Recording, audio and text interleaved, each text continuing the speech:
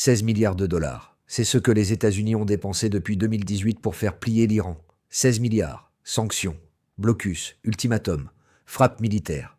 Et le résultat? Le stock d'uranium enrichi iranien est passé de 300 kilos à plus de 6000 kilos. Lisez ça encore une fois. 300 kilos. À 6000 kilos. Pendant que Washington dépensait 16 milliards pour faire l'inverse. Mais ce n'est pas ça le plus choquant. Le plus choquant, c'est que personne dans les médias ne vous dit pourquoi ça va continuer.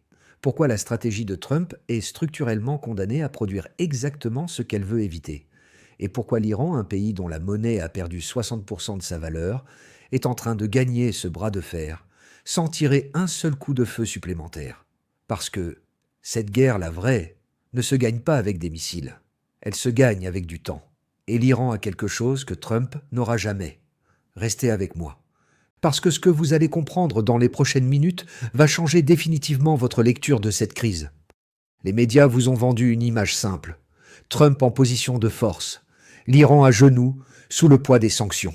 Un deal possible. Téhéran qui capitule. Voilà ce que personne ne vous dit. L'Iran n'a pas capitulé. L'Iran a attendu. Et attendre pour Téhéran, c'est une stratégie millénaire que Washington n'a toujours pas appris à lire. Les sanctions n'ont pas détruit l'économie iranienne. Elles l'ont restructurée. Les pressions militaires n'ont pas intimidé le régime. Elles l'ont consolidé. Et les ultimatums répétés de Trump n'ont pas affaibli la position iranienne. Ils ont renforcé le sentiment national à l'intérieur du pays. Commençons par comprendre ce que la pression maximale a réellement produit depuis 2018. Avant les frappes américano-israéliennes de juin 2025, l'Iran avait accumulé environ 440 kg d'uranium enrichi à 60% de pureté. Le seuil militaire commence à 90%. L'écart paraît grand. Il ne l'est pas. Steve Witkoff, lui-même l'envoyé spécial américain, l'a confirmé publiquement. Quelques semaines techniques suffisent donc pour franchir ce seuil si la décision politique est prise. Ce n'est pas tout. Les centrifugeuses avancées, IR-6, 10 fois plus rapides que les modèles autorisés par l'accord de 2015, tournaient en permanence dans les installations souterraines de Fordo et Natanz. Le nombre total de centrifugeuses opérationnelles avait été multiplié par 3 depuis 2019. L'économie iranienne a perdu 60% de sa valeur en devises depuis les sanctions de 2018. Et pourtant, le programme nucléaire n'a jamais avancé aussi vite. D'un côté, une monnaie effondrée. De l'autre, une capacité nucléaire qui explose. Ce contraste dit tout sur les priorités stratégiques de Téhéran. Ce n'est pas la première fois que Washington croit avoir acculé l'Iran. En 2012, les sanctions Obama étaient représentées comme les plus sévères de l'histoire. L'Iran avait alors 4000 centrifugeuses. Il en avait 19 000 à la signature de l'accord de Vienne en 2015. Les pressions avaient fait avancer le programme, pas l'inverse. Et pourtant, personne ne tire la leçon. Si cette analyse vous apporte quelque chose, abonnez-vous maintenant et activez la cloche. On continue. Maintenant, parlons de ce que les frappes de juin 2025 ont réellement changé et de ce qu'elles n'ont pas changé. Les sites de Natanz, Fordo et Ispahan ont été gravement endommagés. C'est documenté. Le stockpile d'uranium enrichi est en grande partie inaccessible. Certains experts parlent de matière sous les décombres. L'AIEA n'a plus accès complet depuis les frappes. Le temps de latence avant une éventuelle arme, le breakout time, a été allongé par les destructions. Mais voilà ce qui n'a pas changé. La connaissance, l'expertise des ingénieurs iraniens, les centrifugeuses qu'on peut reconstruire, les processus qu'on ne peut pas bombarder parce qu'ils existent dans les têtes, pas dans les bâtiments. L'AIEA l'a dit clairement, l'Iran maintient l'ambiguïté sur l'état exact de son programme. Ni bombe confirmée, ni reddition totale. Cette ambiguïté elle-même est un levier. Téhéran dit à Washington, « Nous n'avons peut-être pas la bombe, mais vous ne savez pas exactement où nous en sommes. » Et cette incertitude a une valeur stratégique qu'aucune frappe ne peut éliminer. Voilà maintenant ce que personne ne relie suffisamment fort. Entre 2018 et 2024, les échanges commerciaux entre l'Iran et la Chine ont atteint 400 milliards de dollars cumulés. La Chine achète du pétrole iranien à prix réduit. Elle paie en yuan. Elle court-circuite exactement le système de sanctions américain basé sur le dollar. L'Iran a rejoint l'Organisation de coopération de Shanghai en 2023, intégrant un bloc économique représentant la moitié de la population mondiale. La Russie et l'Iran ont signé un partenariat stratégique pour 20 ans en 2024. Ces constructions géopolitiques ne se défont pas avec un tweet présidentiel ou une nouvelle ronde de sanctions. Elles sont structurelles, profondes, délibérément conçues pour rendre les pressions américaines obsolètes Et le front anti-iranien que Washington cherchait à maintenir, il n'existe plus dans sa forme d'avant.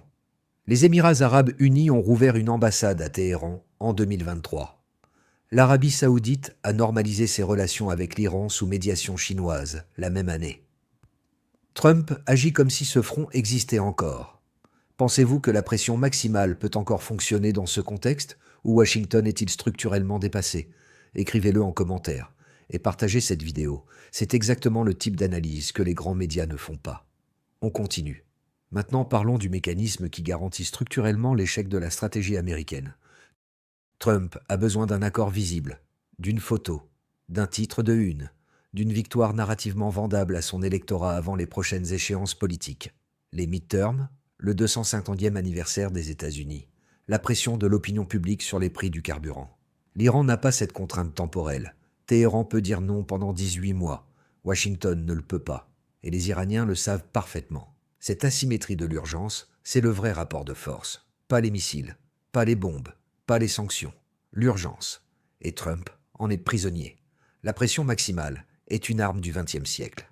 Elle ne fonctionne que si la cible est isolée, affaiblie et sans alternative.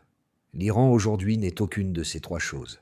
Il dispose d'un accès garanti au marché asiatique, d'un bouclier diplomatique russo-chinois au Conseil de sécurité de l'ONU, d'un réseau de milices régionales qui s'étend du Yémen au Liban en passant par l'Irak et d'un programme nucléaire avancé qui lui confère une forme de dissuasion implicite. La réalité était déjà en place avant même que Trump commence à négocier. Voilà maintenant ce que les médias n'osent pas analyser. La nature structurelle de ce que nous observons. Ce n'est pas Trump personnellement qui échoue sur ce dossier. C'est un modèle de puissance construit au XXe siècle qui se heurte à une réalité du XXIe. La domination américaine était fondée sur trois piliers. La suprématie du dollar dans les échanges internationaux, l'absence d'alternative au système financier occidental et l'isolement de tout État récalcitrant. Ces trois piliers s'érodent simultanément. Le yuan progresse dans les échanges pétroliers. Les BRICS construisent des systèmes de paiement alternatifs. Et l'Iran n'est plus isolé. Ce n'est pas seulement la leçon de ce conflit.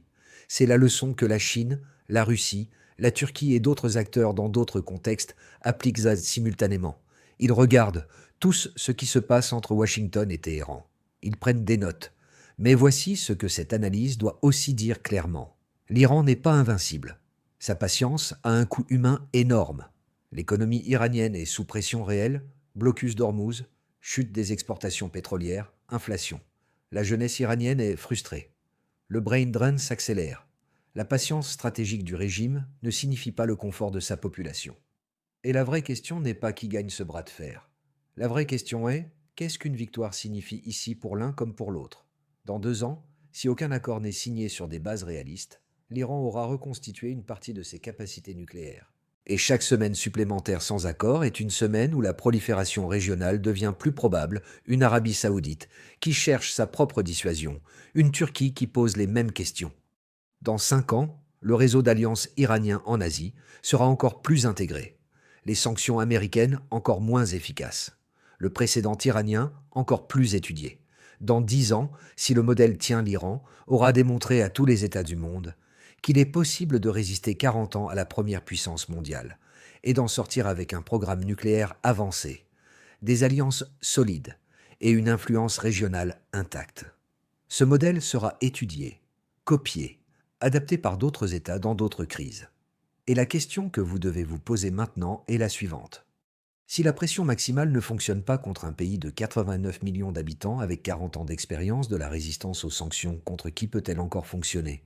Le XXIe siècle ne se gagne pas avec des sanctions et des ultimatums. Il se gagne avec du temps, de la patience et la capacité à construire des alternatives que l'adversaire ne peut pas bloquer. L'Iran a compris cela exactement. La question est de savoir si Washington le comprendra avant que la fenêtre diplomatique ne se ferme définitivement. Abonnez-vous et activez la cloche. On couvre ce dossier en temps réel. Et dites-moi en commentaire. Pensez-vous qu'un accord est encore possible ou la fenêtre est-elle déjà fermée? À très vite.